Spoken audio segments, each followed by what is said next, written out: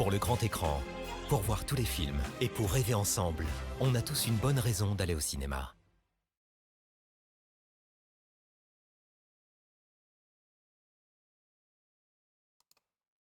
Mesdames et messieurs, bonjour. J'espère que votre semaine s'est bien passée. Et bon voilà, on se retrouve. Alors on n'est pas mercredi effectivement, mais on se retrouve pour les sorties ciné de la semaine. Et j'étais en train de penser en préparant le live qu'on pourrait même se permettre, vu qu'on n'a pas fait d'émission pendant 2 semaines, de regarder vite fait, mais vraiment vite fait, hein, pour le plaisir. Putain, comment ça marche déjà? C'est ça? Hello. Oui, c'est bon, ça marche. De regarder vite fait les sorties des 2 dernières semaines. Alors, 3 jours max. Bon, ça marche pour les vacances. Mais la bande à Fifi, on va dire que je suis pas fan. Il y avait second tour où j'ai des très bons retours du public. Et d'ailleurs, on le voit, la note spectateur est meilleure que la note presse, étonnamment. The Old Hawk, forcément, un voilà, petit pincement au cœur. C'est annoncé comme étant son dernier film, Ken Loach. J'ai pas eu le temps de le voir, malheureusement. Le retour de congé a été plus actif que je ne le pensais. Alors on en est au 10, mais ça se situe entre le 1 et le 2. Alors, allez savoir pourquoi ils l'ont appelé 10, du coup, je sais pas. Le syndrome des amours passés, pour moi, bon, pas une réussite. Euh, L'idée est originale, mais bon, pas. Voilà. Par contre, Pod Generation est vraiment très beau et pose des questions assez intéressantes.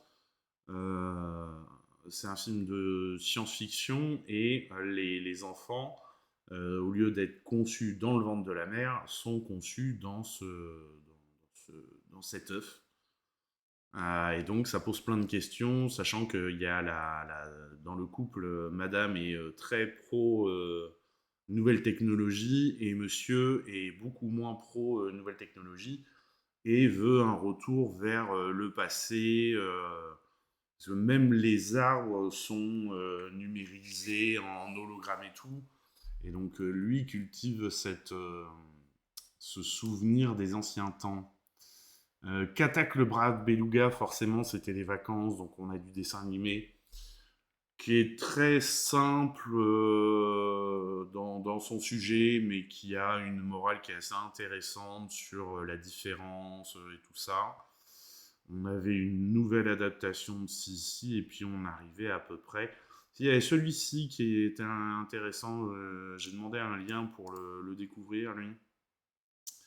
Euh, Puisque Wim Wenders avait tourné Chambre 666 en 1982 et 40 ans plus tard, il y a une nouvelle réalisatrice qui pose la même question et donc en fait le principe, elle a pris le même principe que Wim Wenders, c'est qu'elle a invité pendant le festival de Cannes des réalisateurs et réalisatrices à venir donner leur avis sur le cinéma, le futur du cinéma et tout. Et donc elle a fait la même chose. Et je pense que c'est assez intéressant de voir la comparaison des deux, l'évolution. Alors ensuite, qu'est-ce qu'on a? Donc ça, c'était sur la dernière semaine d'octobre. Et 1er novembre, forcément, le Miyazaki, qui a fait pas mal de bruit. C'était, voilà, il avait annoncé déjà sa retraite. Et finalement, paf, il revient sans rien dire à personne. Et il dit, ouais, finalement, j'ai un film. Ah, mais t'avais pas pris ta retraite? Oui, bon, ça va. Flo sur Florence Artaud, complètement cramé, le plaisir de revoir John Malkovich, on ne le voit pas assez souvent. Fanny Ardant commence à revenir un petit peu. L'enlèvement, alors l'enlèvement, voilà, présenté à Cannes, on pose la question de la famille juive face à la religion catholique. Le théorème de Marguerite, qui est un film qui parle de mathématiques. Et même quand on n'aime pas les mathématiques, vu que c'est traité sous forme de thriller, puisqu'elle cherche à démontrer une formule mathématique un peu mythique, mystérieuse. Et donc, voilà, vu que c'est mené sous forme de thriller, comme ça passe très très bien. Et le côté mathématique n'est pas plombant. Bon, après, là, on a des comédies un peu plus classiques. On a À l'intérieur qui est très très joli. euh, Avec un Willem Dafoe qui est enfermé dans un appartement. Donc c'est un huis clos et en plus il est tout seul. Il tient le film vraiment à lui tout seul. On explore la folie, on explore l'enfermement, l'espoir, tout ça vraiment très très chouette. Et puis après, on arrive après à des films un peu plus obscurs. Et donc, quand même, donc, hein, parce qu'on met le 10 novembre, mais mercredi c'était le 8 novembre, et donc on va attaquer les sorties de la semaine du 8 novembre avec un premier film, j'arrête pas de changer de scène, L'Abbé Pierre, dont on va regarder la bande-annonce. Quand quelqu'un arrive pour la première fois, les seules questions à lui poser sont: as-tu faim? As-tu sommeil? Veux-tu te laver? Viens, on t'attendait. Mes amis, croyez-moi, je comprends votre désarroi. J'étais à vos côtés, au front, résistant contre l'envahisseur. Nous nous battons contre l'infamie. Contre la dictature. Ce que vous faites, c'est très bien, mais si vous êtes grillé, vous ne sauverez plus personne. Je vais bien vous aider. Merci, ma sœur. Vous allez devoir changer d'identité. Abbé Pierre, ça vous va? Va pour Abbé Pierre. J'étais à vos côtés, sur les bancs de l'Assemblée. Les malheureux souffrent et regardent vers vous. Et vous ne faites rien.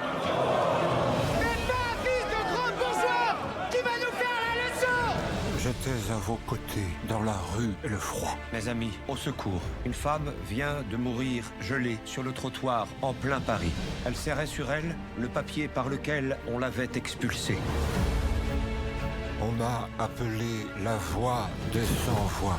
On m'a célébré, on m'a applaudi. On m'a contesté, on m'a trahi. 1 milliard pour le logement d'urgence, c'était encore trop pour vous et vos amis parlementaires. J'ai douté. Vous passez trop de temps avec les médias. Les gens y voient de moins en moins la charité et la bienveillance. J'ai désespéré. Emmaüs, c'est fini. C'est à nous de vous aider maintenant. J'ai raté tellement de choses. Je me suis souvent trompé. Mais m'a-t-on seulement écouté? Vous vous rendez compte? On a construit tout ça.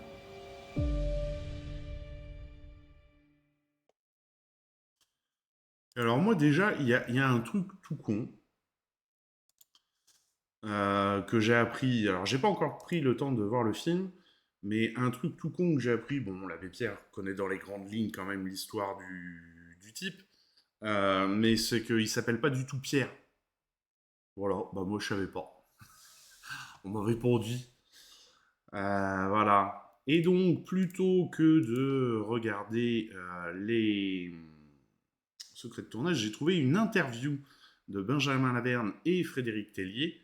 Donc je me suis dit que ce serait certainement plus exhaustif que tout ce que je peux vous trouver à lire. Donc on va regarder ça. C'est un grand film d'aventure, c'est un film de divertissement, c'est l'épopée d'un homme sur la traversée du siècle, mais c'est aussi un film engagé, un film avec un fort message. Quand quelqu'un arrive pour la première fois, les seules questions à lui poser sont: as-tu faim? As-tu sommeil? Veux-tu te laver? Viens, on t'attendait. Il y a un personnage aussi important pour les Français, même une figure du siècle, parce il est né en 1912 et il est mort en 2007, il a traversé le XXe siècle. On a besoin d'un capitaine à bord, et moi je connaissais le cinéma de Frédéric Tellier, j'avais été dans son premier film SK1, il fait des grands films de cinéma à visée populaire, pour le grand public, et des films très intelligents, engagés, et puis j'aimais le scénario. Si j'avais pas aimé le scénario, je suis sûr que j'aurais dit non, parce qu'en fait c'est à double tranchant. Le personnage est tellement écrasant qu'on se dit non, non, mais si j'ai pas confiance, moi j'y vais pas, je m'y risque pas. Donc d'être accompagné par celui qui est à l'origine du projet, d'avoir comme partenaire Emmanuel Berco, qui joue cette femme que personne ne connaît, mais qui a accompagné l'abbé Pierre pendant plus de 40 ans. On dit toujours qu'il y a une grande femme derrière un grand homme, et là, elle est éblouissante. On réhabilite l'image de Lucie Coutaz. On la met sur le devant de la scène. C'est vraiment ce coup de projecteur. C'est génial. Personne ne la connaît. Frédéric, il dit, je pensais faire un film sur un homme, et puis j'ai fait un film sur un couple. Donc, c'est une grande histoire d'amour, platonique, mais une grande histoire d'amour quand même. On a envie d'un acteur qui s'empare du rôle comme ça, qui a une maîtrise de la langue française. L'abbé était un brillant orateur, un érudit. Comédie française, ça nous fait tout de suite penser à la comédie française. On pense à Benjamin, qui est l'acteur dont on parle un peu tous en ce moment. Je lui demande modestement de venir en ayant appris deux textes, 2 discours. L'appel de 54 et le discours du Palais des Congrès. Au regard de Dieu, vous aurez plus de sang sur vos mains. Ceux qui ont pris tout le plat dans leur assiette, laissant les assiettes des autres vides, et qui, ayant tout, disent avec une bonne figure, une bonne conscience, nous qui avons tout, on est pour la paix. Je sais que je dois leur crier à ceux-là, les premiers violents, les provocateurs de toute violence, c'est vous. J'avais ces 2 discours à travailler. On m'a mis dans une petite salle de casting à 10h du matin. On m'a donné un béret et une cape. C'est pas une blague. J'avais un petit pupitre en fer. Ils l'ont redressé comme ça pour mettre des partitions. Ils l'ont redressé et hop, ils ont dit tiens, ça sera ton micro, ça. Ces discours, j'étais tellement ému de les dire que j'en ai vite oublié un peu le ridicule de la situation. J'étais en confiance avec ce cinéaste, bien entouré. La complicité de la Fondation Abbé Pierre, qui était jamais loin. Laurent Desmarres, qui a connu l'Abbé Pierre et qui faisait des consultations sur le scénario tout au long de l'écriture. De s'attaquer à un personnage qui a existé, c'est toujours vertigineux, je pense. Surtout quand il a été aussi connu. Personnalité préférée des Français pendant 17 ans. Les gens pensent le connaître et vont découvrir qu'il a eu une vie romanesque, épique, et un destin héroïque ahurissant, bien au-delà du vieux monsieur qui est en colère à la télévision. Et du personnage parfois consensuel ou de l'icône qu'on n'ose pas toucher, de se plonger là-dedans. Ça donne beaucoup de courage parce qu'il est tellement inspirant. Quand il allait dans le Tour de France des Zéniths, qu'il était presque superstar, c'était une des premières rockstars, l'abbé Pierre. J'étais à vos côtés, au front, résistant contre l'envahisseur. Nous nous battons contre l'infamie. Je crois que ça vient en même temps, au même moment, une rencontre avec la Fondation quand même qui m'a énormément éclairé. En même temps, une grande admiration pour la figure qu'il a été, le personnage qu'il a été, les actions qu'il a accomplies, mais aussi un manque de lui plus ou moins personnel, plus ou moins global en ce moment. Et pour finir, surtout, je crois que ce qui m'a décidé, c'est la sidération de la découverte de sa vie. Il est comment quand il rentre chez lui le soir? Qu'est-ce qui fait qu'il y va le matin? Comment il tient? Il est entouré, il est seul, il a peur, il est valeureux, en fait, j'en sais rien. Et je me suis rapproché de gens qui l'ont connu, notamment la Fondation Abbé Pierre. Au moment où j'écrivais le film, Laurent Desmarres, qui était le président de la Fondation, dernier secrétaire particulier de l'abbé pendant 15 ans, il commence à me raconter la vie de l'abbé, les complicités avec lui, des anecdotes, les doutes qu'il a eus, les tristesses qu'il a eues, et je commence à assembler un peu tout ça. Je découvre Lucie Coutaz aussi, la vraie histoire de Lucie Coutaz, la compagne de vie de l'abbé. Je voulais vraiment raconter son paradoxe le plus fort, c'est-à-dire un petit bonhomme inadapté au monde qui a réussi à le changer quand même, quoi. Les malheureux souffrent et regardent vers vous. Et vous ne faites rien.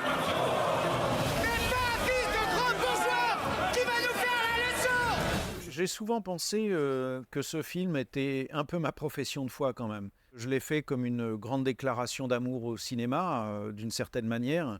3 mois et demi de tournage en fait qui se sont étalés sur 7 mois, en 3 sessions.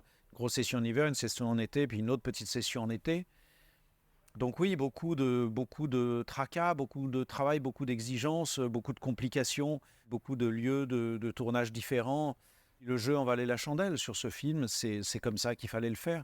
Il fallait un film à la hauteur de la vie démesurée qu'il a eue. Il fallait un grand film de spectacle, un grand film pour les spectateurs, les spectatrices. C'est un film à suspense parce que en fait, sa vie est un scénario. On a l'impression que c'est un film, c'est une vie à chapitre.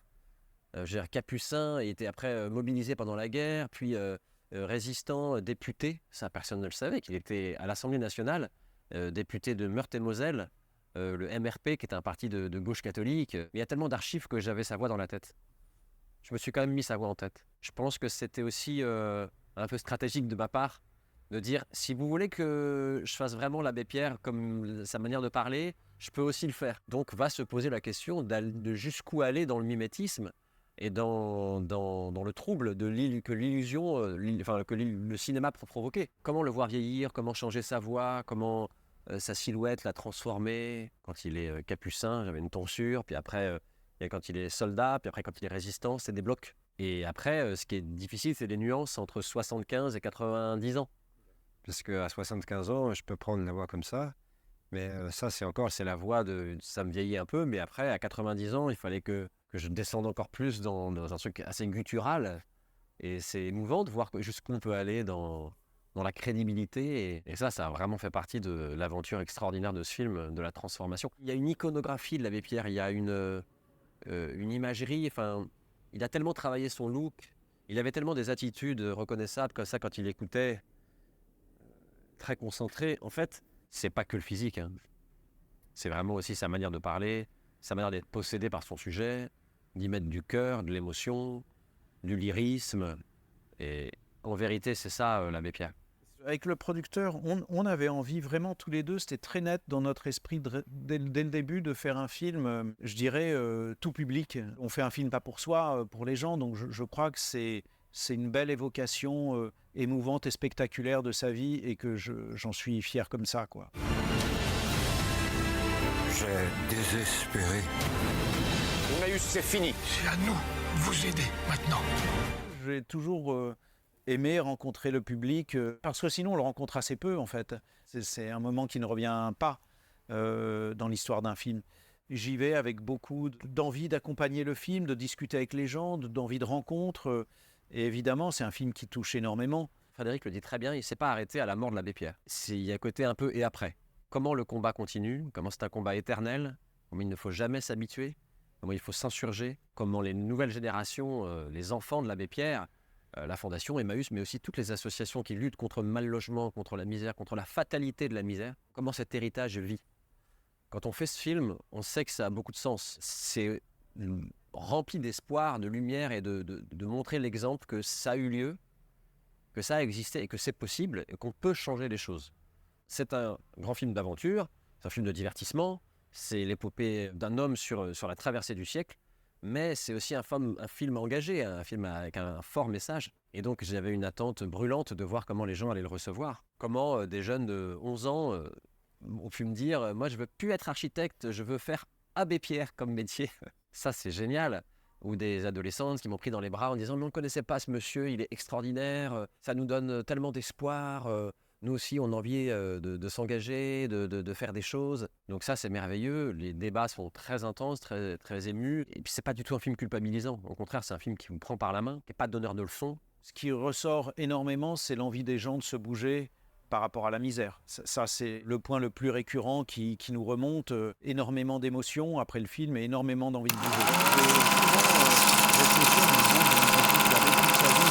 Pour rester dans l'humanité coûte que coûte, quoi. Ne jamais en sortir avec toutes les turpitudes que ça peut avoir, tous les tracas que ça peut causer, mais de rester dans l'humanité. J'ai l'impression que ce film prolonge. Monsieur Aki Wizard, bonsoir. Youpa. Youpla, pardon. Merci pour ton 7e mois d'abonnement. Merci beaucoup. J'espère que tu vas bien et que tu as passé une bonne semaine. On retourne sur la vidéo. Elle n'est pas tout à fait finie.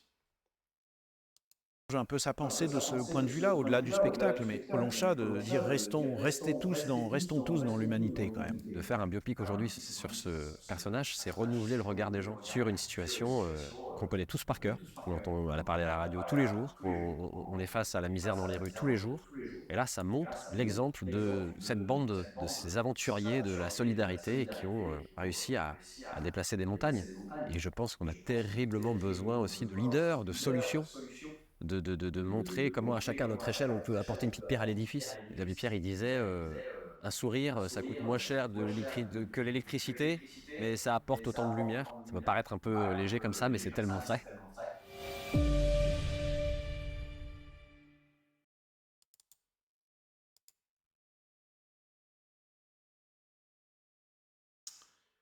Eh bien oui, ça va bien. La semaine a été Bon, pas comme prévu, mais du coup, j'ai pas vraiment pu streamer parce que j'ai traîné le soir jusqu'à pas d'heure. Mais voilà, c'est pas grave. Parce que j'avais plein de trucs qui me sont tombés dessus, mais en même temps, c'est cool. Parce que ça veut dire que le décor, il a changé. Non, le décor n'a pas changé. Ouais, bah, j'ai vu, c'est pareil que t'as pas streamé cette semaine. Hop. Mais non, le décor n'a pas changé. Oh non, ça va, j'ai déjà assez galéré à le faire. Je- Depuis il y a quelques temps. Oui, ça fait un petit moment déjà. Où j'ai essayé de faire un peu plus propre qu'avant. Mais... Ah, le décor derrière moi. Oui, bah oui. C'est vrai que t'étais pas forcément passé depuis que j'ai emménagé dans ma maison. Voilà, maintenant c'est plus, je suis plus en appartement, je suis en maison. Puis en plus maintenant, jusqu'à il y a pas longtemps, là, il n'y avait pas l'horloge ici. Enfin bon, euh, c'est vrai que oui. Là pour le coup, il y a eu un changement de décor. Moi, je pensais que tu parlais du décor de stream. Et oui, ça fait du bien. Ça fait du bien d'être en maison. Alors c'est vrai que je rentre pas forcément dans la meilleure période, mais déjà ça change de pas monter au 4e sans ascenseur tous les jours, ça fait du bien. Déjà rien que ça, rien que pour ça. C'est voilà. Allez, film suivant qui sort cette semaine. Je ne connais plus mes touches, ça fait trop longtemps que j'ai pas streamé. Voilà, c'est ça. Et puis ce qui est bien, c'est que vu que je suis sur une ville qui est pas très grande, même si je suis en bordure de ville, je mets un quart d'heure à aller au boulot à pied, quoi. Je peux continuer à aller au boulot à pied, et je suis en ville tout en ayant l'impression d'être limite à la campagne. Parce que la maison est tournée de telle sorte que je vois pas les voisins. Donc ouais, non, c'est vraiment cool. Vraiment, vraiment cool. Donc, deuxième film, The Marvel. T'es bien verni, ça fait plaisir à savoir. Bah écoute, ouais. J'ai eu la chance de pouvoir faire cet achat. Donc, bon, la famille m'a bien aidé quand même, hein. Sans la famille, je pense pas que j'aurais acheté ce type de maison. Voilà, on va pas se mentir. Que je leur dois beaucoup. Et donc, The Marvel, dont on regarde la bande-annonce. Disney qui est un peu dans la merde quand même en ce moment. On en parlera un peu après. On regarde la bande-annonce.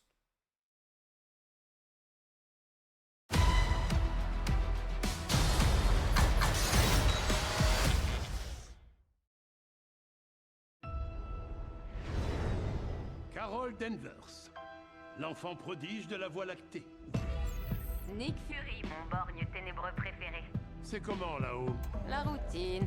Froid. Y a pas d'air. L'espace, quoi.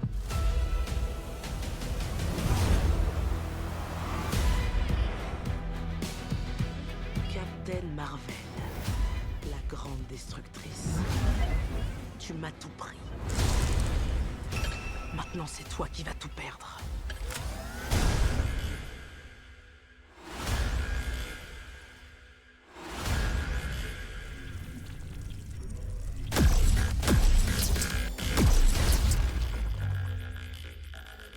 Qu'est-ce qui m'arrive? Elle a entremêlé nos pouvoirs. Dès qu'on s'en sert, on prend la place l'une de l'autre. Super théorie. Toi, tu absorbes la lumière. Moi, je la détecte. Et Kamala... C'est qui Kamala? Salut! Kamala a le pouvoir de changer la lumière en matière. Et ça, j'en avais jamais entendu parler. Je peux vous montrer si vous voulez. Non!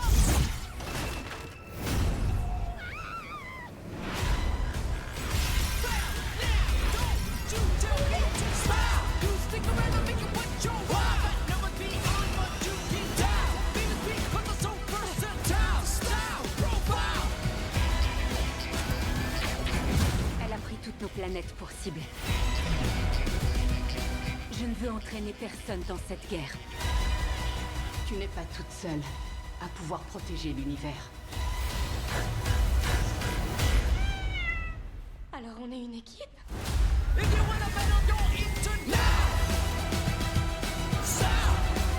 Plus haut. Plus loin. Plus vite.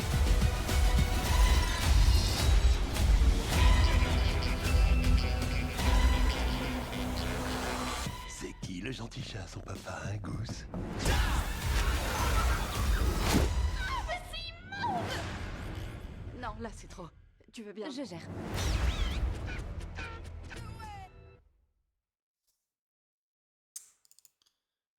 Voilà, voilà, pour Marvel. The Marvel, pardon. Et donc oui, je disais Disney qui est un peu dans la mouise, puisque c'est leur 33e film de l'univers cinématographique Marvel. Alors c'est pas pour ça qu'ils sont dans la mouise, hein, mais ils ont, pendant le Covid, j'en avais parlé vite fait un peu au cours d'une émission, pendant le Covid, ils avaient réorienté toute leur stratégie commerciale vers Disney+, qui a marché pendant le Covid forcément, puisque les salles de cinéma étaient fermées. Donc les gens allaient là où ils pouvaient voir des nouveautés. Disney a décidé de tout sortir sur Disney+, sauf que, et c'est pas les seuls, ils se rendent compte que les plateformes de streaming, c'est pas rentable du tout. Et que faut un passage par le cinéma pour commencer à rentabiliser les films avant de les mettre ensuite sur des plateformes de streaming. Apple a fait le même constat avec son Apple Plus, ou je sais pas comment ça s'appelle, puisqu'ils ont décidé de mettre 1 milliard sur la table pour commencer à sortir des films en salle. Et on a les premiers films de Apple Plus, Apple Store, Apple machin, qui commencent à arriver au cinéma. Netflix est en train de faire le même constat. Alors, eux sortent pas directement les films au cinéma, mais s'intègrent dans des productions qui sont destinées au cinéma. Et ça, voilà, ils commencent à faire ce constat-là. Et donc, Disney, après le Covid, n'a pas tout de suite pris le pas de ressortir des films au cinéma. On a été très longtemps après les fermetures, sans avoir un seul Disney au cinéma, à part un sombre Marvel, qui était, je crois, de tête Shang-Chi et la légende des 10 anneaux, que personne ne savait d'où sortait ce personnage, enfin bon, c'était un peu le bazar. Et là, ils sont... Bon, malgré tout, ils ont maintenu Disney+. L'an dernier, au 3e trimestre, Disney+, qui est en déficit total. Hein. Là, c'est même plus du petit déficit, c'est du déficit. 3e trimestre de l'an dernier, Disney+ a coûté à Disney 1,6 milliard de dollars. 1,6 milliard de dollars de déficit au 3e trimestre de l'an dernier. Et donc, ils ont limité la casse, du coup, en limitant les services de streaming. Et en commençant à ressortir des films au cinéma. Et là, ils sont contents parce qu'ils commencent à arrêter un peu l'hémorragie. Ils en sont qu'à 172 millions de dollars de déficit pour Disney+, au 3e trimestre de cette année. Donc, bon. Mais malgré tout, ça leur coûte de l'argent. Les films, en particulier les Marvel, faut avouer que vu qu'ils font... Les mots sont durs, mais je vais les dire quand même. Ils nous font quand même pas mal de merde. Avec les Marvel. Enfin, faut reconnaître les choses. C'est pas bon. Les derniers Marvel qui sont sortis, là, Ant-Man et la Guêpe, là, c'était... Enfin, ça a ni queue ni tête, les trucs. Et ceux après où on veut voir qu'un seul personnage, mais non, faut qu'on se bouffe tous les héros Marvel à chaque fois. Donc c'est vrai que le public est de plus en plus lassé. Le fait qu'on arrive au 33e fait aussi qu'on tourne en rond. Hein. Ils ont beau nous dire que oui, mais attendez, c'est parce qu'on installe la 5e phase du MCU. Lancez-la, votre phase. Le fait aussi d'avoir changé tous les acteurs auxquels on est habitué depuis quand même quelques années. Tout ça fait que ça marche de moins en moins. Et c'est des films qui coûtent très cher. Donc Disney est quand même dans la mouise et réfléchit à revendre certains personnages de Marvel à d'autres boîtes de production. Et ça doit les emmerder, mais à un point que vous imaginez pas. Puisque déjà quand ils ont racheté Marvel, ça les avait foutus un peu dans la mouise et ils avaient été obligés de se séparer de certains personnages. Donc là, de devoir refaire ce pas-là, ils doivent mal le vivre. Et ils pensent à réduire de plus en plus la voilure de Disney+, puisque certaines séries portées par Disney vont sortir directement sur...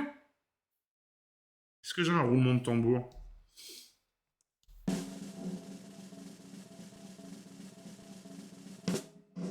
Sur Netflix. Disney qui avait justement fait Disney Plus pour concurrencer Netflix. J'avouerai que c'est pas de bol quand même. Enfin voilà, donc Disney qui est un peu dans la mouise en ce moment, mais bon, on va pas les plaindre non plus. Hein,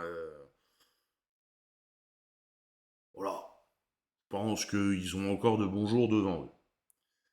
Allez, on passe au film suivant et on clôture l'épisode Disney. Et on va vers Universal qui, eux, par contre, gèrent plutôt bien leur barque. En particulier, alors bon, c'est pas pour tout de suite, mais avec les dessins animés, ils ont sorti le Chapeauté 2. Ils ont pris un peu la place de Disney. On va voir dans les cinémas. On va voir, parce que du coup, là, va y avoir un Disney de Noël cet hiver. C'est, comment il s'appelle déjà c'est Wish. On va voir si le public revient voir les Noëls de Disney ou les bouts pour préférer les Universal de Noël. Voilà. Et donc, ils sortent cet hiver Universal Migration. C'est les studios Illumination. Universal qui a donné plus de comment ça s'appelle?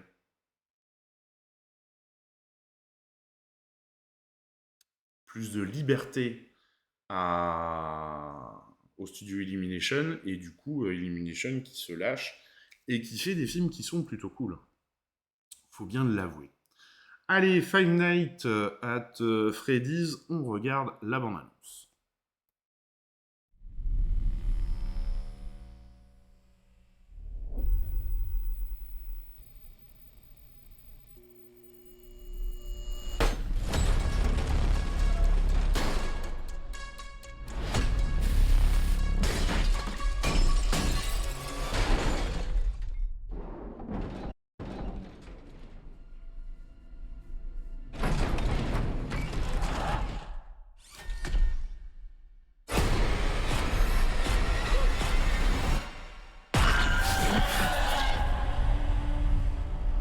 J'ai un travail pour vous.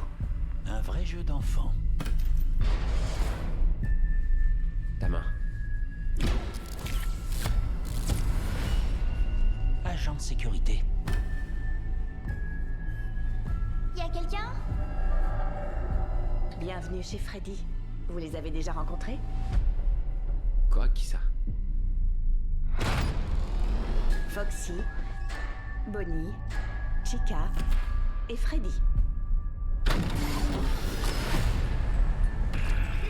Dans les années 80, des enfants ont disparu. C'est quoi ça? C'est pour ça que ça a fermé. La police a fouillé la pizzeria. On les a jamais retrouvés. Oh, c'est quoi ce truc?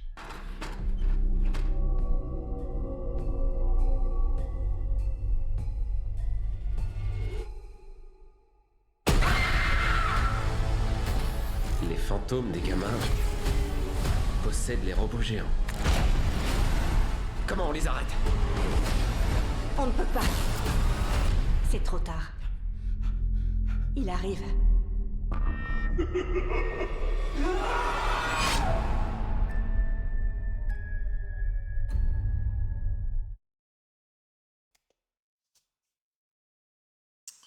Voilà pour Five Nights at Freddy's.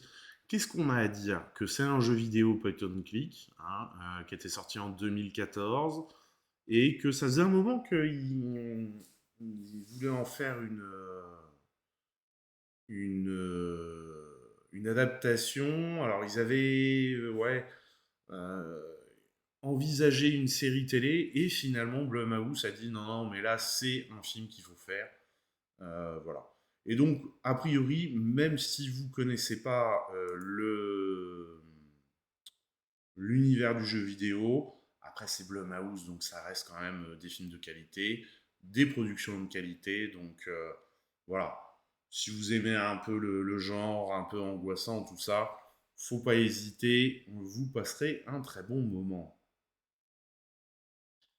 Allez, on revient sur un film français qui parle de bouffe, La Passion de Dodin Bouffant, dont on regarde la bande-annonce. Tu connais cette sauce? Tu saurais bien ce qu'il y a dedans? Du lard fumé, des champignons. Tu vas voir la crème fraîche? Du carré de veau, s'il vous plaît. Le Napoléon de la gastronomie, le prince, le roi. Du persil. Il y a aussi du paprika et on ajoute de la gelée de groseille. C'est très bon ce qu'on a fait. Mais tout ça me donne l'impression d'un brouillon, d'une esquisse. Nous sommes à l'automne de notre vie. Parlez pour vous, je me sens en plein été. Je vous le demande encore, Eugénie. Marions-nous. Nous passons plus de temps ensemble que bien des époux, à étudier des recettes, à les faire. Ne sommes-nous pas bien ainsi?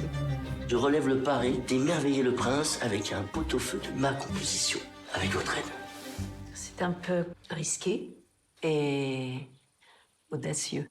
Je suis si heureuse et reconnaissante. Il faut de la culture, de la mémoire pour que le goût se forme.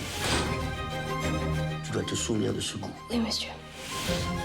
Les potages seront un de caille au coulis de la reine. Pourquoi vous n'êtes jamais à table avec nous? Je converse déjà avec vous à travers ce que vous mangez. Eugénie? On ne sait pas de quoi souffre Eugénie. Je me sens parfaitement bien. Non, vous n'allez pas bien. Je m'inquiète. Le bonheur, c'est de continuer à désirer ce que l'on a déjà.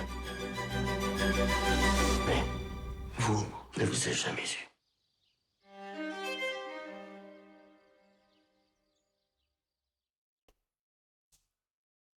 Et sous la direction culinaire de Pierre Gagnère qui apparaît dans le film, effectivement. Et j'ai trouvé une petite vidéo qui fait 11 minutes, on va se regarder ça. Hop. Et en plus, il y a Pierre Gagnère, donc c'était C'est à vous. C'est ça? Oui, c'est à vous. Et donc, ils vont nous parler un peu du film et de l'art de vivre à la française. On regarde ça tout de suite.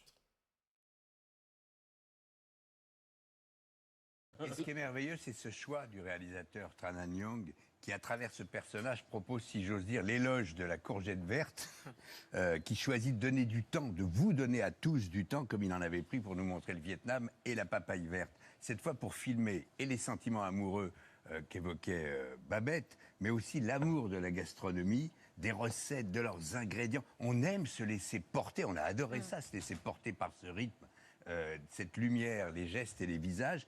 Pierre Sahadu, vous l'avez évoqué d'un mot, mais ça devait être bouleversant de voir les émotions qui sont les vôtres, avec votre équipe, dans vos différentes cuisines, à l'écran, sur grand écran. Ah oui, moi c'est un cadeau qu'on nous a fait, parce que j'ai eu le sentiment d'être à l'auteur de ce que voulait Hung et des gens qu'il avait choisis pour incarner ses rôles. Et c'est un cadeau parce qu'à la fois on a apporté notre technique, et de la technique à travers mon second Michel Nave, qui est bien plus fort que moi, mais la poésie aussi qui est importante, parce que effectivement, ça part. Moi, je suis plutôt une cuisine un peu explosive, mais bon, il y a un moment où on souffle, ça se ralentit, et puis il se passe un truc qui, voilà, et ça c'est ce que je défends. Et c'est ce qui donne du sens à mon travail. Et c'est un vrai cadeau, pour moi. Oui. Voilà. Mais c'est un cadeau et pour nous aussi, parce qu'on est réellement en état d'hypnose. Quand on vous regarde, Juliette, étaler de la glace maison sur une brioche encore chaude, avant de la recouvrir de meringue, on laisse échapper un gémissement d'envie. On est tout autant captivé quand on vous suit, Benoît, pas à pas, geste à geste, quand vous préparez la poularde en demi-deuil que vous réalisez pour Juliette. Quand vous nouez les pâtes délicatement, que vous les blanchissez, que vous enlevez les impuretés avant d'y glisser de la truffe sous la peau, tout ça en silence, sans musique, sans un mot, c'est une expérience ASMR. Vous savez, quand on chuchote Mais au cinéma.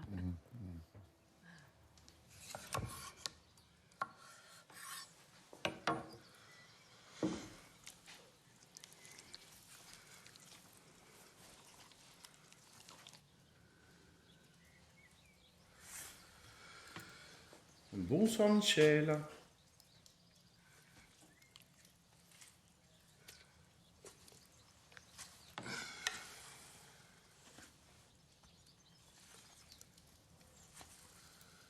Je sais pas vous, mais ça donne faim quand même. Hein.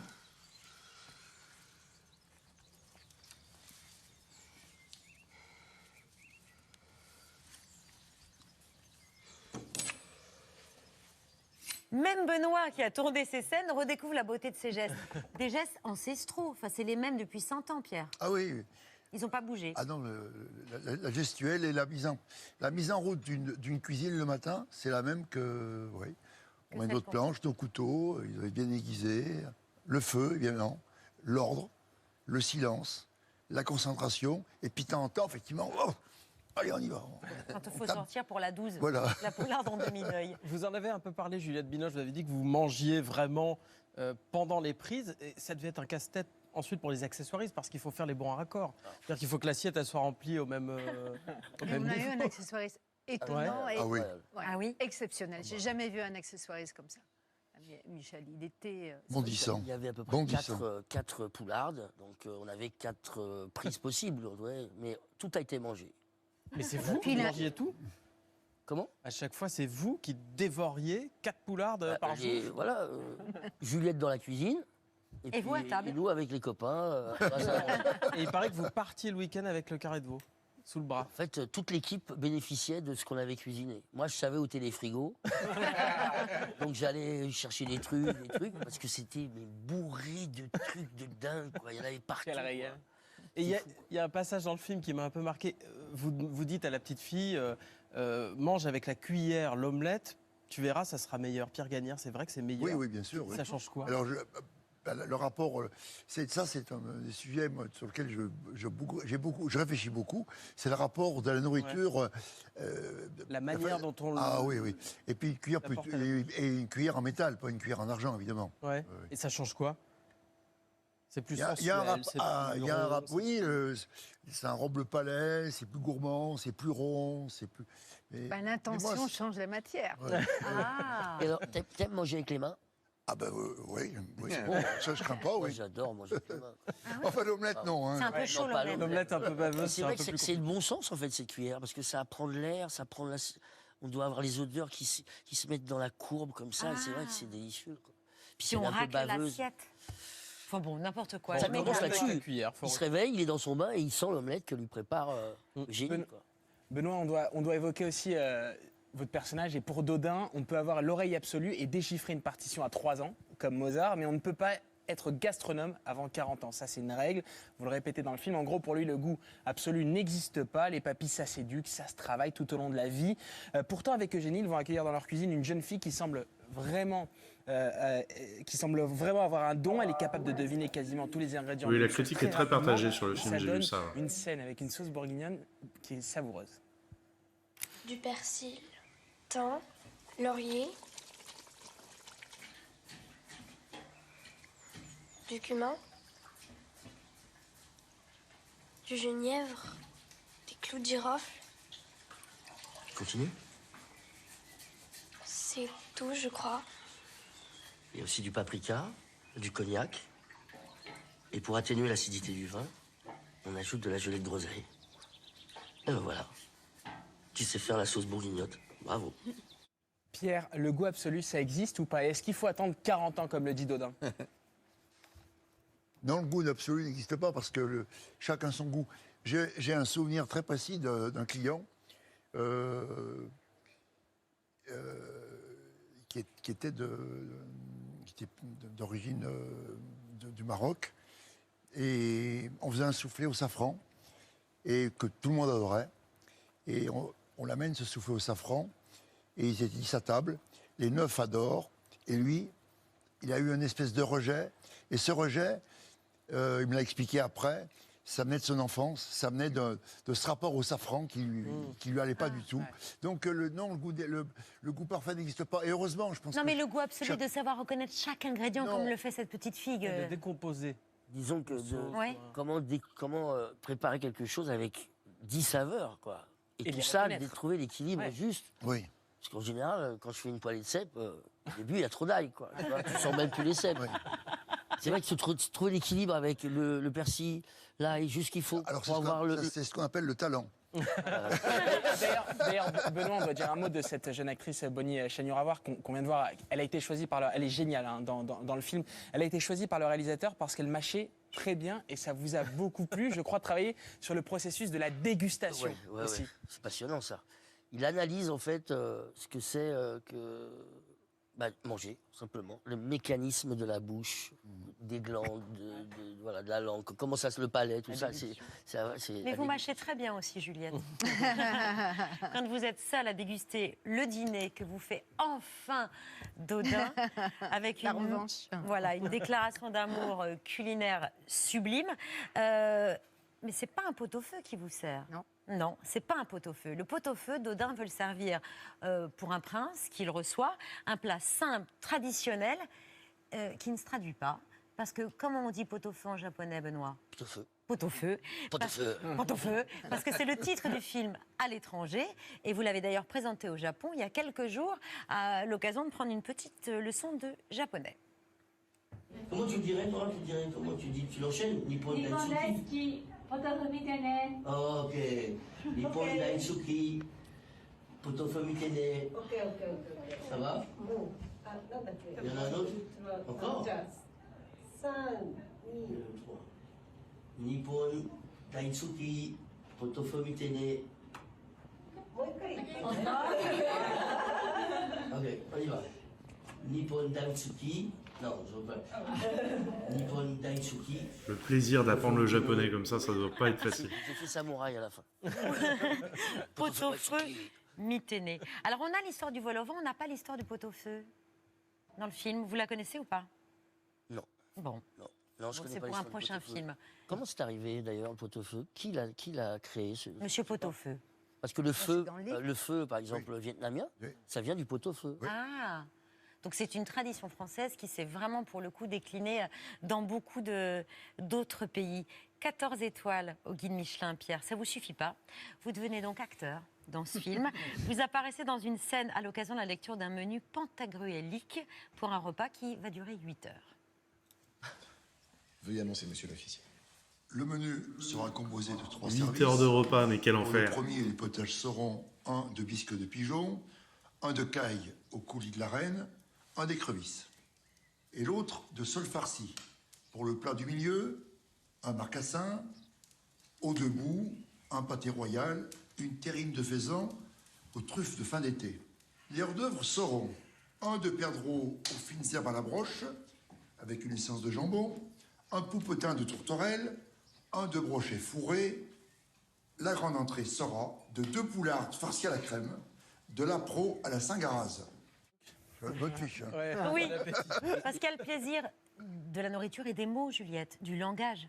Oui, mais ça, c'est vraiment l'amour de Hung pour la... En même temps, c'est pas étonnant que ça prenne 8 heures, vu tout ce qu'il y a à manger. Il est d'origine Il vietnamienne. faut prendre son temps, là. Hein. Hung, et il a vraiment cet amour de la langue française, de l'art français, l'art culinaire. Et c'est vrai que ce film est étonnant parce qu'il est plus français que français.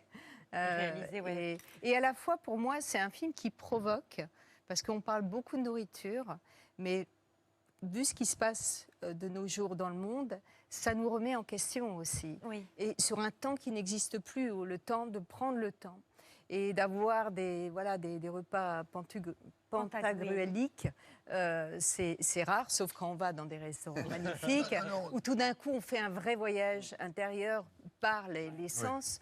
Mais je trouve que c'est un film, et ça, c'est important de le rappeler, c'est qu'il n'est pas que d'un côté, il montre un autre versant aussi de ce que c'est l'opulence. D'être rassasié, parce qu'on le sent ça dans le film. Et je trouve que c'est un sujet important. Oui. Bien sûr.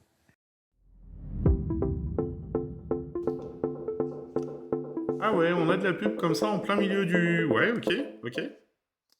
Ah non, c'est qu'on arrivait à la fin. Ok, autant pour moi. Voilà, donc c'était pour La Passion de Dodin Bouffant. Effectivement, je pense qu'il vaut mieux avoir bien mangé avant d'aller voir le film.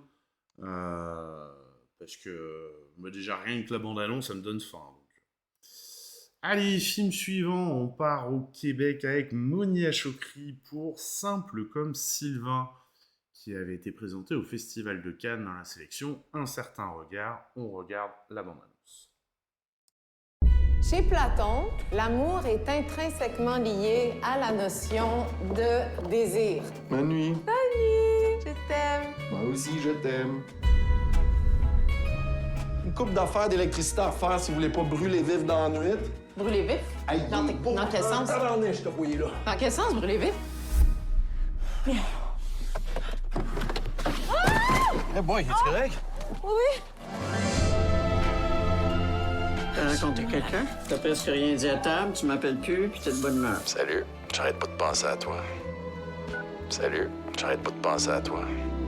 Je pense que j'ai rencontré quelqu'un. Tu penses que t'as rencontré quelqu'un? S'aimer comme si l'amour, c'était la mort. C'est tellement beau. C'est qui, on dirait beau? Michel Sardou. C'est comme s'il me ramenait à l'essentiel. On a beau dire qu'on préfère les hommes qui lisent les gens croisés. On lit, ils sont moins talentueux. Sylvain, c'est l'intellectuel de la famille. Ça me surprend pas qu'il soit avec une universitaire. Je trouve juste ça nice que pour une fois, il soit pas qu'un sexe symbole. Ben oui. Olivier? Frère. Ah ben, Sylvain! Camélia? Comment? Comme la dame aux camélias. La dame ou quoi? Un roman, c'est un roman. Dans mon monde, je parle très normalement. Ça veut dire quoi, ça, dans ton monde? Hey, beauté! Tu vas être ma femme, pis c'est pas négociable.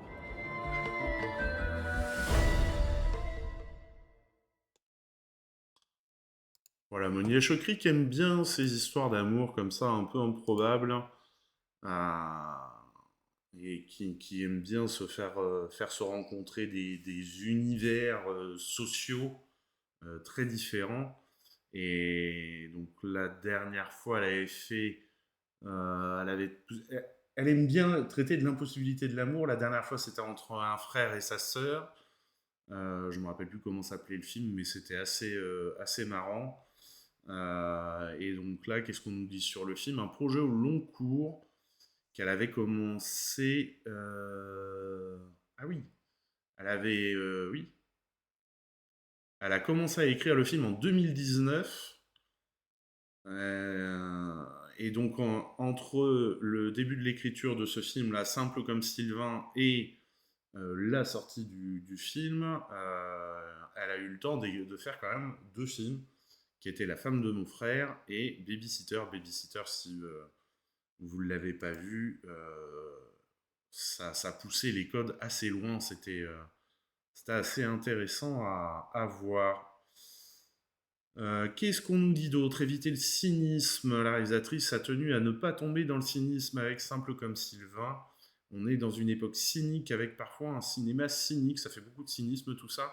Ça me paraît une position très confortable pour les artistes parce qu'ils ne s'impliquent pas émotionnellement dans ce qu'ils racontent. Ils sont comme en retrait. C'est plus difficile de se mettre en jeu, d'exposer sa sensibilité. Tout à coup, ça m'a intéressé, peut-être parce que je vieillis, parce que j'ai eu des épreuves amoureuses intimes qui m'ont amené à mieux me comprendre, à être plus douce. Et c'est vrai qu'au travers de ces films, oui, elle y va. Hein. C'est pas... on sent qu'elle s'investit à chaque fois dans les personnages qu'elle écrit. Représenter la jeunesse actuelle. L'un des personnages du film s'identifie par le pronom neutre « Yel ». Pour la réalisatrice, il s'agissait de représenter une réalité qui existe, ainsi qu'une jeunesse qu'elle qualifie de forte, curieuse et tolérante. Elle ajoute « Quand je vois des gens de mon âge qui ne comprennent pas ce qui se passe, je les trouve tellement en retard dans une autre époque. La beauté de l'être humain, c'est qu'il a la capacité d'évoluer, de changer ses mœurs et ses valeurs. Quand la jeune génération conteste la notion de genre, elle ne nie pas l'idée d'un genre biologique. Ce qu'elle déplore, c'est le système de domination. Elle souhaite un monde plus doux, plus à l'écoute les uns des autres. » Voilà, et donc elle pose quand même aussi des questions un peu philosophiques au travers de son film. Elle questionne la société. Allez, on change d'ambiance et on part en Corée avec Ça tourne à Séoul, présenté lui aussi à Cannes et dont on regarde la bande-annonce. 자, 준비되었습니까? 다시 찍어야 해. 아니, 결말을 조금만 바꾸면 아주 걸작이 나올 것 같아. 이 정도에 살면 우리 다 그냥 다 죽는 거예요, 그냥. 그러니까 조용히 빨리 찍자고. 배우들은 같은 시나리오 다 읽었나? 이상하다고 하는 사람 없어? 이거 뭐야? 아니 근데 넌 이 결말이 이해가 되니? 레디!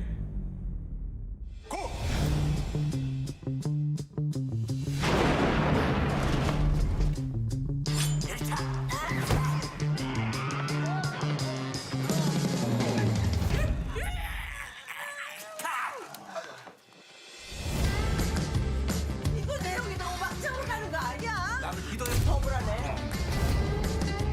이거 분명히 반차지적이고 미풍양속을 해친다고 할 거야. 이거 태폐적이라고 할 거라고요. 시민은 어떻게 해? 여기 지금 뭘 숨어서들 찍고 있는 거야? 우리 공개적으로 맞죠, 그쵸? 공개적으로 해?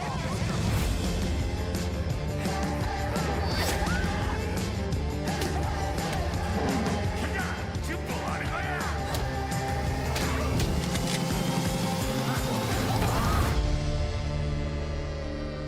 이놈들 어디 있어?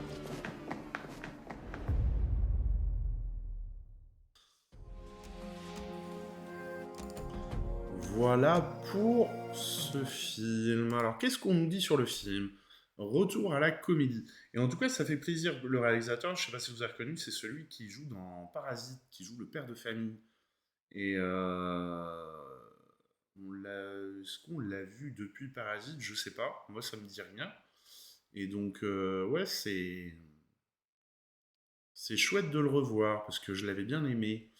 Retour à la comédie pour le réalisateur, connu notamment pour Deux Sœurs, Bittersweet Life et J'ai rencontré le diable, des films intenses et sombres. Ah bah oui, c'est ce que j'allais dire, c'est pas tellement des comédies tout ça. Kim Ji-woon revient à la comédie avec Ça tourne à Séoul, un genre qu'il avait exploré à ses débuts avec The Quiet Family et Folking, qui eux par contre sont des vraies comédies. Kim Ji-woon qui a été touché par la pandémie et ça lui a fait se poser de nombreuses questions. Il nous dit qu'est-ce qu'un film, que signifie faire des films, qu'est-ce que la créativité, qu'est-ce que l'originalité. À la fin, le cinéma disparaîtrait-il simplement de ce monde, laissant derrière lui ses dernières paroles solitaires, ou bien le film se métamorphosera-t-il, se superposant à lui-même et réapparaissant sous une nouvelle forme de la manière qu'il a trouvé moyen de sortir de toutes les crises auxquelles il a été confronté jusqu'à présent. Si ces questions l'ont travaillé de manière intense lors de la préparation du film, le réalisateur en a tiré un enseignement positif qu'il a souhaité transmettre à travers Ça tourne à Séoul. Avec le procédé de la mise en abîme du film dans le film, je veux montrer que les films, et ici Cobweb, ne sont achevés qu'au prix d'un grand nombre de luttes. Je veux envoyer un message d'espoir et d'optimisme provisoire. Le cinéma continuera, tout comme la vie continue, en dépit de toutes ces ironies et difficultés. Et donc il se place dans les années 60-70 avec son film qui était vraiment, oui, la grosse explosion du cinéma coréen. Contexte politique. Ah, bah ça peut être intéressant. L'intrigue du film se situe à la période charnière entre la fin de l'âge d'or du cinéma coréen et le début de son déclin. Le 16 mai 1961, un coup d'État mené par le général Park Chung-hee inaugure l'ère d'un régime militaire particulièrement strict. Entre 62 et 79, le nouveau président met en place diverses mesures, dont un système de production et de distribution calqué sur le modèle hollywoodien, réduisant le nombre de maisons de production de 71 en 1961 à 4 en 1963 et en les encourageant à favoriser les films anticommunistes, nationalistes et pro-régime. En 72, le président Park Chung-hee renforce la censure. En 75, 80% des scénarios font l'objet de révision, contre seulement 3% en 70. Dans ce contexte, la production chute de 209 films tournés en 70 à 96 en 79. Effectivement, plus on rajoute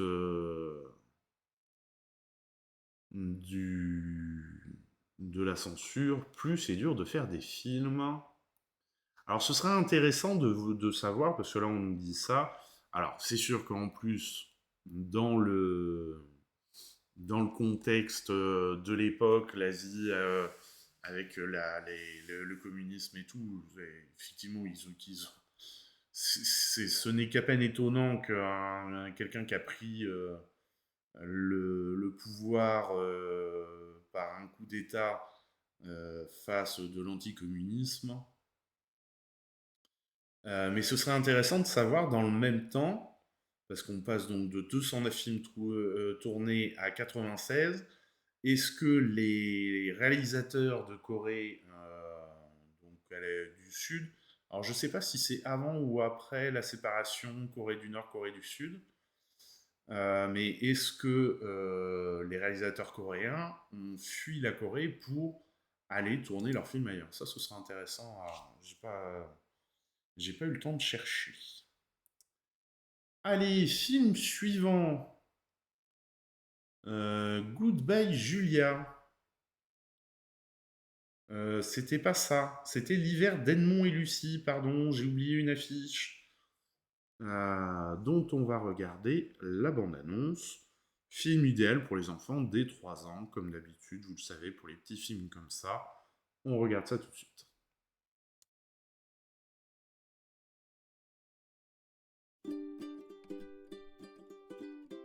Vous êtes prêts? Accrochez-vous, c'est parti!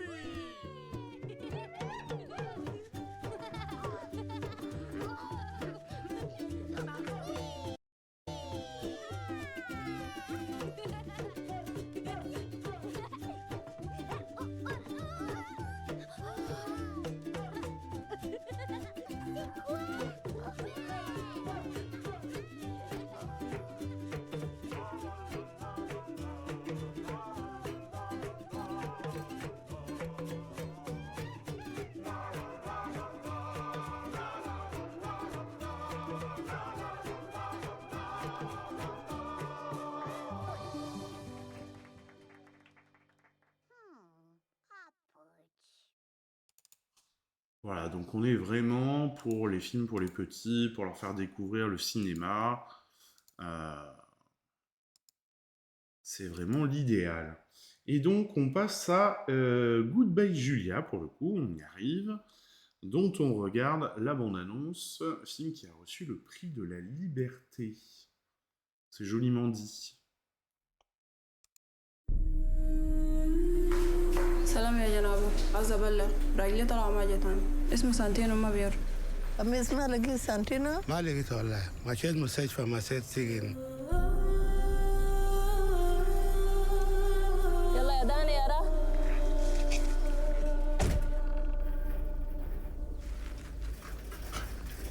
انت اسمك منو؟ أنا جوليا. وده ولدك؟ ده دانيال ولدي. جوليا، بتعرفي لك واحدة بتشتغل يوميا؟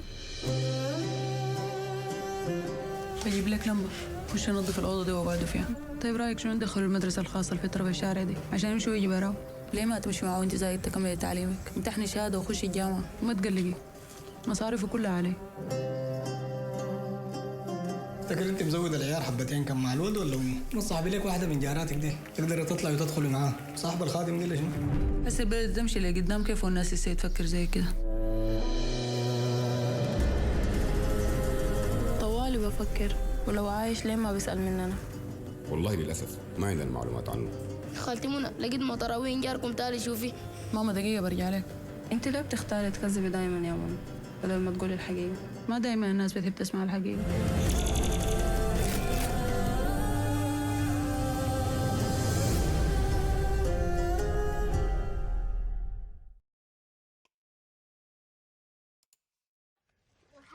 Hop, non. Voilà donc pour ce film. Qu'est-ce qu'on nous dit? Contexte. Le 9 juillet 2011, le sud du Soudan est devenu, en accédant par sécession à l'indépendance, le Soudan du Sud, soit le plus jeune État de la planète. Ce nouvel État a accédé à l'indépendance par sécession, espérant ainsi mettre enfin un terme au racisme, à la marginalisation et aux violences extrêmes dont les sudistes majoritairement catholiques souffraient depuis 1955 et deux guerres civiles, explique le journaliste du Monde Jean-Philippe Rémy. Bien que le Soudan du Sud fasse partie de l'ONU, des conflits territoriaux subsistent quant à la frontière officielle avec le Soudan. Les problèmes de frontières. Le pays a connu une guerre civile particulièrement meurtrière qui a fait près de 400 000 morts et l'a précipité dans une grave crise humanitaire. Aujourd'hui, sur 12 millions d'habitants, 8 sont dépendants de l'aide humanitaire et souffrent des plus forts taux de malnutrition depuis l'indépendance. 1 million de Sud-Soudanais ont dû se réfugier au Soudan, où ayant renoncé à leur citoyenneté, ils sont considérés comme apatrides. C'est bon, vous avez le contexte là, que c'est la merde, quoi, en gros. Hein. On va pas se mentir. Volonté du réalisateur. Un appel à l'unité. Avec Goodbye Julia, Mohamed Kordofani veut lancer un appel à maintenir l'unité de ce qui reste du Soudan, qui est toujours plus enlisé dans le même dilemme et qu'il faudrait traiter à plusieurs niveaux. C'est selon lui le rôle de l'art que d'éveiller les consciences. La réconciliation doit être un projet national pour préserver ce qui reste du Soudan et pour construire une nouvelle identité nationale, construire sur des valeurs d'humanité, de coexistence, de justice, plutôt que de race, de tribu et de sexe. Effectivement. Tout plaqué pour le cinéma. Goodbye Julia est le premier long métrage du réalisateur. Il était auparavant ingénieur en aéronautique. C'est original. Chez Gulf Airlines pendant 16 ans. En 2020, il a décidé de quitter l'aviation pour se concentrer sur ce film, et ce, malgré un confort matériel certain. Il a investi tout ce qu'il possédait dans Closium Studio, une société qui lui a permis de produire, financer et réaliser son long métrage. Je savais que quitter mon travail dans l'aviation était un risque, car j'ai 2 filles à élever. C'était aussi la seule possibilité pour moi de me lancer dans cette aventure. Voilà, et donc il a voulu trouver un équilibre entre cinéma d'auteur et cinéma populaire afin que tout le monde comprenne son message. En tout cas, ça donne envie de découvrir le film. Allez, film suivant. On reste dans la gaieté avec Pierre-Feuille Pistolet. C'est une variante récente de Pierre-Feuille Ciseaux. On part en Ukraine. Aux côtés de gens qui sont de quelle nationalité? Que je vous cherche ça, je ne m'en rappelle plus. Oui, où c'est des Polonais qui parcourent l'Ukraine avec leur van pour recueillir des réfugiés et leur faire quitter l'Ukraine en guerre. On regarde la bande-annonce. О, что это? Як звати, де вона живе, мама, тато, телефони. Тут важная бумага. Алло. Нас эвакуируют.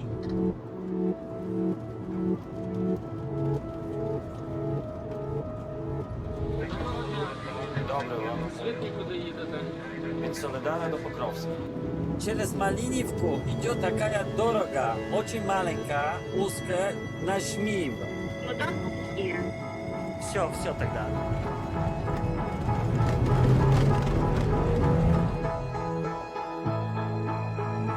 Может, ты вообще перестала говорить?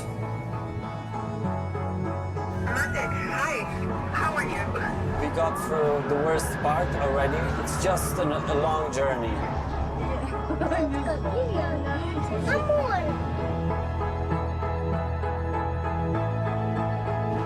Табір сталінський. С первого раза только будет. Тогда страшно. А потом уже... Мины тут есть. Его как-то зовут или нет? Или просто... Красуня. Красуня? Да. Самая настоящая украинская дорога. Дюхче жінка позвонила, щоб привіз, потуркував їх нема там. 2 minutes. Non, non. It just started.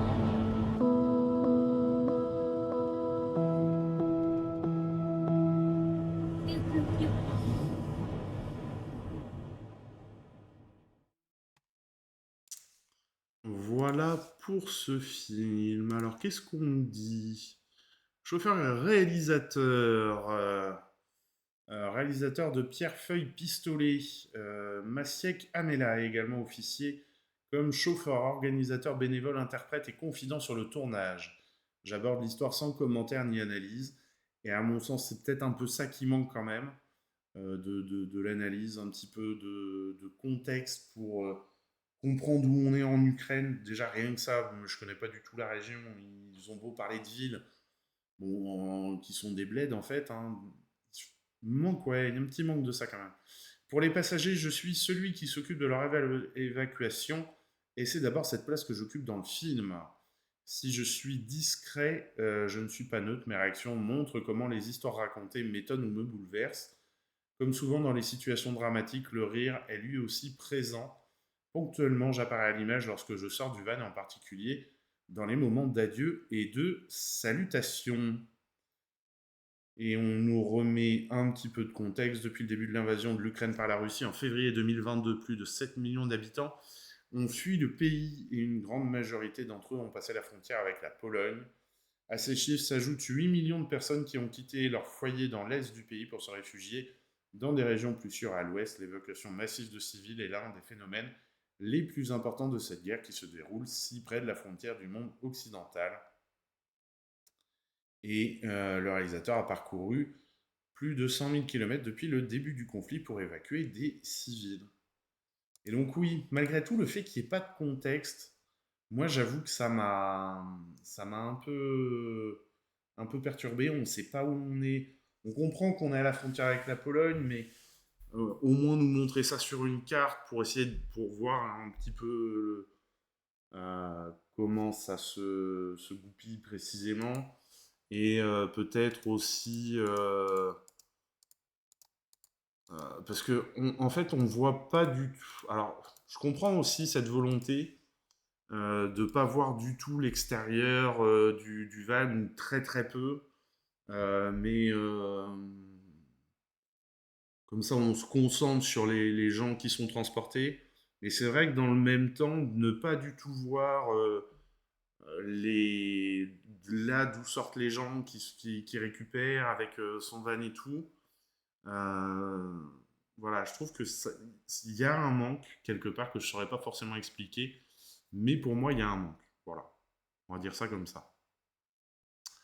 Allez, alors il y a aussi une question que je me pose toujours quand même sur que je me suis posé en regardant la bande-annonce de ce film, où ils insistent vachement dans le montage sur la presse qui est très très bonne. Est-ce que ce serait la même intention, le même type de film, mais par exemple au Soudan, comme on vient de parler là, où il y a une crise humanitaire et tout aussi, où il y a eu de la guerre et où possiblement ça continue. Est-ce que la presse serait aussi bonne? Est-ce que là, le fait que ce soit l'Ukraine, voilà, je peux pas m'empêcher moi de me poser la question. Mais et je me pose d'autant plus la question qu'il me semble que dans le film suivant, qui traite aussi d'un sujet actuel, il me semble pas que la presse soit aussi bonne. Et voilà. Mais on parle de Gaza. Allez, il y a de la Gaza, on regarde la bande-annonce.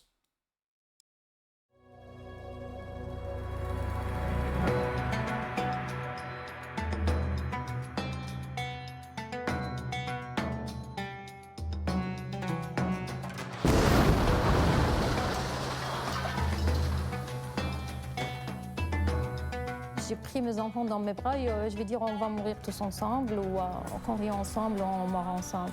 Gaza, pour les Israéliens, c'est une petite enclave de terroristes. شعبنا شعب مسالم حتى ما يحاول البعض أن يروجوا على أنه شعبنا يبادر بالعدوان لم يثبت في أي يوم من الأيام أن شعبنا هو بادر للعدوان.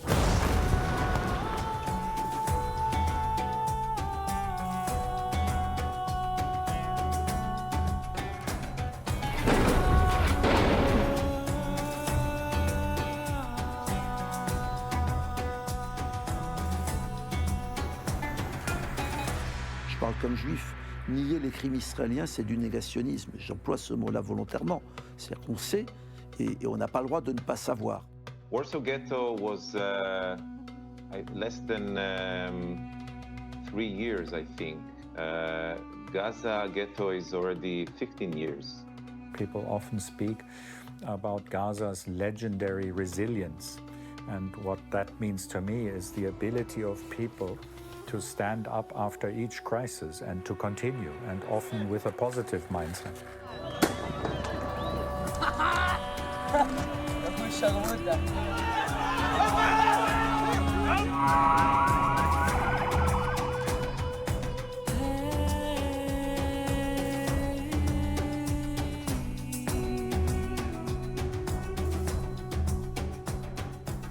Il est essentiel de donner la parole à ses habitants. Donc il est essentiel de comprendre ce qui s'y passe par des historiens, des journalistes, des politologues, parce que Gaza est sous siège pas seulement sur le plan économique, il est aussi sous siège sur le plan médiatique.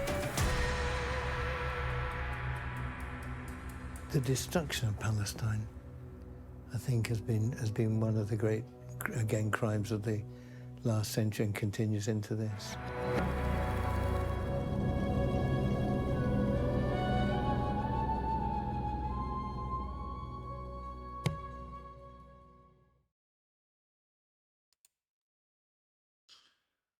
Oui, et là, forcément que les nouvelles sont pas bonnes, ça c'est sûr. Et il y a forcément un décalage entre le film, ce qui est montré dans le film, des images de Gaza, en tout cas, par rapport à l'heure actuelle, puisqu'il y a le temps du montage du documentaire et tout, donc c'est des images qui sont déjà obsolètes finalement. Mais après, sur la situation, il a l'air intéressante, et sur les analyses. Après, oui, c'est sûr que la situation actuelle est pauvre. Les pauvres, quand on voit les images sur les réseaux sociaux qui continuent malgré tout à vivre, il parlait dans la bande-annonce de la résilience, effectivement, rien que ça, il faut l'admirer. Ça fera une bonne discussion après une projection, ça, ce film. Allez, film suivant, par la fenêtre ou par la porte. Un documentaire de Jean-Pierre Bloch sur France Télécom. On est dans des films gays, là. Heureusement, on va arriver à un moment au film de Bollywood, parce que là, on s'installe une ambiance qui est assez extraordinaire. Allez, par la fenêtre ou par la porte, on regarde la bande-annonce. Madame la Présidente, messieurs, dames, membres de la Cour, ce procès est politique. L'histoire de la souffrance de mon père est politique, car elle est le fruit de la politique de l'entreprise France Télécom Orange, de son actionnaire principal et de ses dirigeants. On a réussi à imposer un procès d'envergure, ce qui est exceptionnel. Bonsoir Monsieur Tardot, merci beaucoup pour le raid et bienvenue. J'étais en train de dire, on est sur des films très très gays. On a eu une présentation de film sur Gaza, on est passé par le Soudan, par l'Ukraine, et là on se fait le procès France Télécom. Présentation de film sur le procès France Télécom avec les nombreux suicides. Voilà, donc on est vraiment sur de la grosse gaieté, là. On va pas se mentir. Bonjour, Monsieur Calou. Et merci encore pour le raid. J'espère que ton live s'est bien fini et que tu as bien avancé cet été sur Starfield. Oui, que des grosses réjouissances. Ça fait vraiment plaisir. Hein. Allez, on retourne à la bande-annonce. Madame la Présidente, Messieurs, dames, membres de la Cour, ce procès est politique.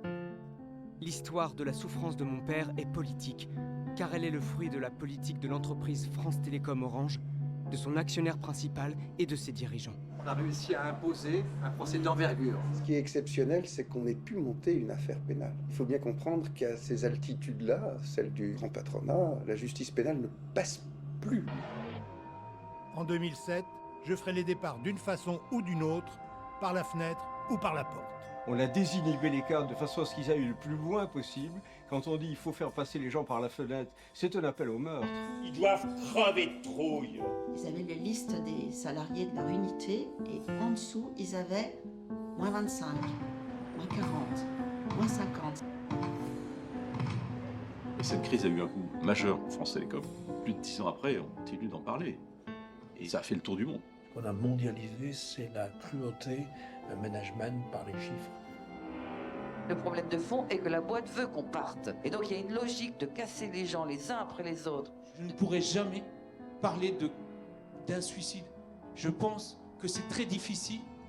C'est encore tabou, on n'ose pas aller là-dedans, on n'ose pas montrer du doigt l'employeur comme responsable. On espère, nous, que ces dirigeants seront condamnés, que ces entreprises-là sachent qu'elles peuvent être condamnées. Pour la première fois, une entreprise du CAC 40 a été condamnée pour harcèlement moral. On va peut-être voir le travail autrement, on va peut-être essayer de changer les modèles d'entreprise de l'intérieur, parce que les employés ne voudront plus travailler de cette manière-là.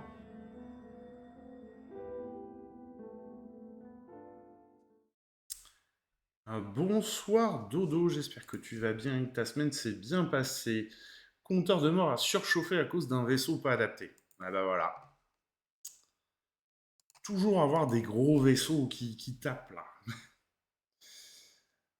Mais c'est vrai quoi, quand même, les propos du PDG à l'époque, on les fera sortir par la fenêtre ou par la porte. Ouais, ça a été chaud quand même, hein, et quand même oui, alors c'était plus service public au moment où toute cette gestion a été faite, mais quand même qu'un ancien service public soit condamné, soit la première entreprise du CAC 40 condamnée pour harcèlement moral et physique, ça le fout moyen quand même, hein, Allez, film suivant. Spleen. Alors, je vous fais la présentation rapide du film. Je vous mettrai la bande-annonce après. Le monsieur, pendant qu'on voit donc sur l'affiche, pendant le confinement, s'embêtait beaucoup. Et donc, il a écrit son film, il l'a tourné. Et maintenant, il l'auto-promeut, on va dire, je sais pas comment, il en fait l'autopromotion, et il en assure la distribution aussi, parce que aucun distributeur n'a voulu du film. On regarde la bande-annonce, mais je pense qu'il y a des fois, il y a des raisons que les distributeurs ne veuillent pas des films.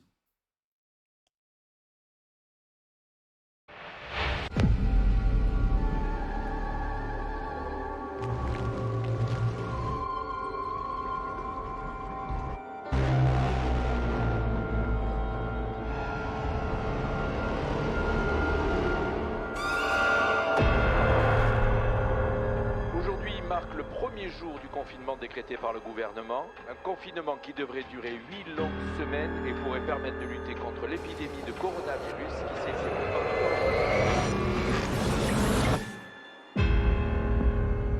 Ta voix est bizarre, ma Paul. Qu'est-ce qui se passe? J'ai retrouvé une pièce de 5 francs. Une pièce de 5 francs? Tu l'as trouvée où? Bah là, sur ma BMC. Ça commence à devenir flippant là, Franck. Je reçois des trucs vraiment étranges. Joe, calme-toi. J'entends que ça en ce moment. Des gens qui se font des mauvais trips. Tu sais, tu crois que je commence à péter un plomb? Tu crois vraiment qu'il y a un mec là dehors qui n'a rien d'autre à foutre que de te jeter des objets par le trou de ta VMC? Qui fait ça? Et pourquoi? Et comment il savent autant de choses sur moi, putain? Faut vraiment que tu te reprennes là. Parce que tu me fais vraiment flipper.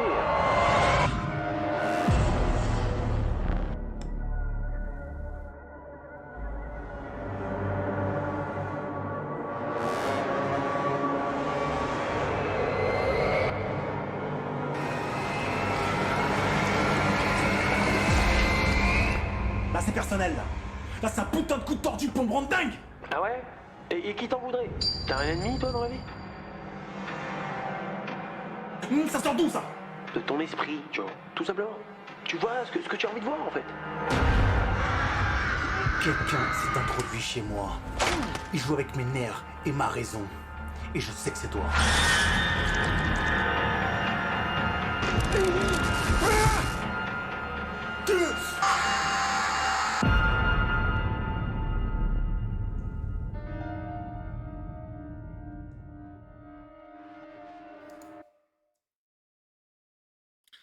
Il y en a qui ont fait de drôles de choses pendant le confinement, hein. Je veux bien qu'on s'emmerdait, mais quand même, est-ce que c'est la peine après, derrière, de sortir ces films? C'est pas sûr, en vrai, hein. Allez, on passe au film suivant. Et surtout, quand on fait le tour des distributeurs et qu'il n'y en a aucun qui dit oui, on peut peut-être se poser des questions aussi. Allez, dernier film avant d'attaquer les films indiens. Retourne La connerie à ce point-là. Visegrad. Voilà. Je dis que ça devient gênant. La connerie à ce point-là, n'est-ce pas? Un retour à Visegrad, on regarde la bande-annonce.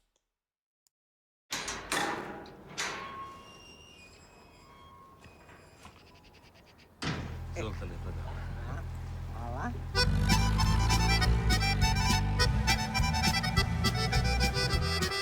Ispisak. Kakva je asocijacija? O, moja Selma draga. Sad rekla bi moja učiteljica, drugi razred, jel prvi, drugi osnovni, ja? Či da pokažemo sliku? Hoće. Možete pozvati tu. Evo me. Evo, prvo odmah pogodi. Pa, da vidimo ko još ima i gde se otprilike nalaze. Mi smo obavili razgovor do sada sa njih 9. Evo šmikera ovog Marko Savića. Alma, Saša. Evo, Kemal sam ja. Kad se, nažalost, desio taj prokleti rat, kad smo otišli iz Višegrada, završili smo u logoru. Avionsko to bombardiranje, onda granate, haubice, te... Ali nisam razmišljao o odlasku, ali... Mislim da bi bolje... Da ih skupimo, da budu zajedno, a i da taj, poslije njihovog razgovora... Jedva čekam da upoznam ponovo stare drugove i drugarice. Hoće li postojati neka mržnja? Nismo svi na isti način odgojeni. Nismo svi na isti način prošli 90-te. Bilo je to jednoj zemlji seljaka na bredovitom Balkanu. Iznenada se rastala četa đaka jednom danu. Iste godine svi su bili rođeni, isti su im tekli školski dani. Na iste svečanosti svi su vođeni i svi se rastali u istom danu.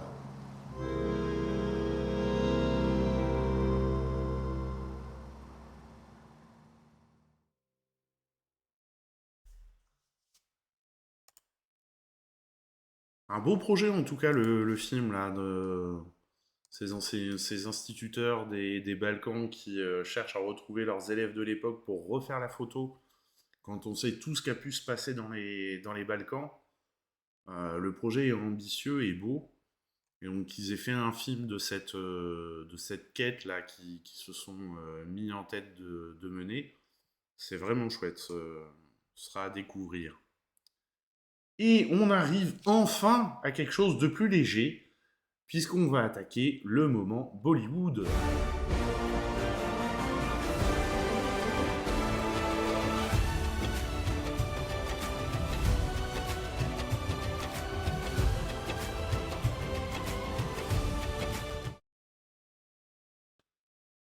Avec un premier film, Jigartanda Double X.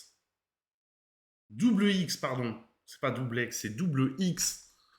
Jigartanda Double X. On regarde la bande-annonce.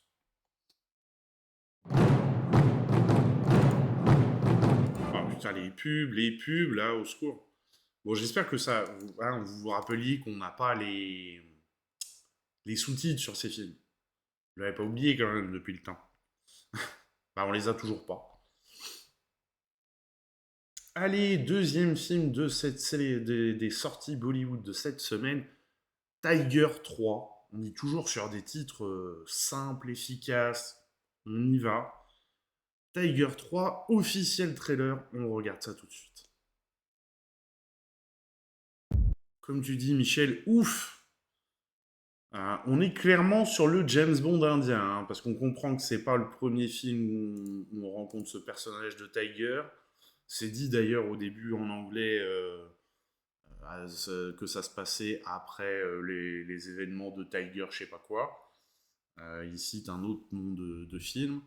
Donc on sent vraiment, oui, qu'on est sur le James Bond indien. Alors par contre, on va voir le troisième, je ne me rappelle plus de la bande-annonce. Je trouve que cette semaine, on a des films indiens qui sont très américanisés quand même. Ça ressemble, on a l'action, mais on n'a pas la danse, on n'a pas... petite déception quand même.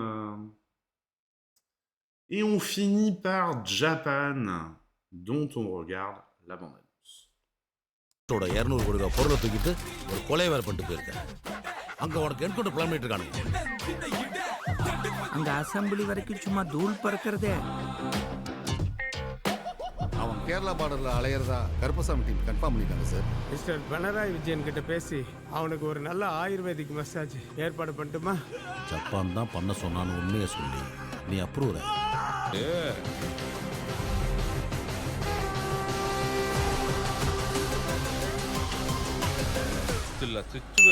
Je fais caca.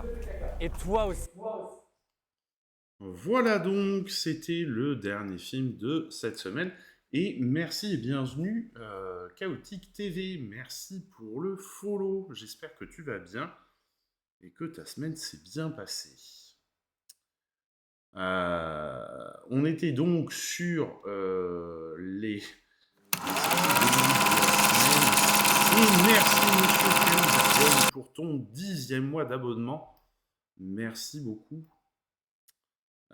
Et donc, oui, Chaotique, quand même, que tu saches un peu, les films Bollywood, il en sort chaque semaine au cinéma, mais ils mettent pas les sous-titres. Donc c'est très drôle d'essayer de deviner qu'est-ce qu'ils veulent, le sujet des films, quoi, en gros. Voilà, on finit généralement les émissions cinéma par ces films qui sont complètement... inconnu et quasi invisible, puisque les films sortent avec très très peu de copies au cinéma. Et bien en tout cas, merci à tous pour votre présence. Merci Monsieur Aki pour le renouvellement d'abonnement, Monsieur Tardot pour le raid, Monsieur Chaotique pour le follow et Monsieur Kalouzarium pour le resub. Merci beaucoup à toutes et à tous, c'était une belle reprise. J'ai une mouche qui m'embête. D'où qu'elle vient cette mouche? Vous n'allez pas me dire quand même.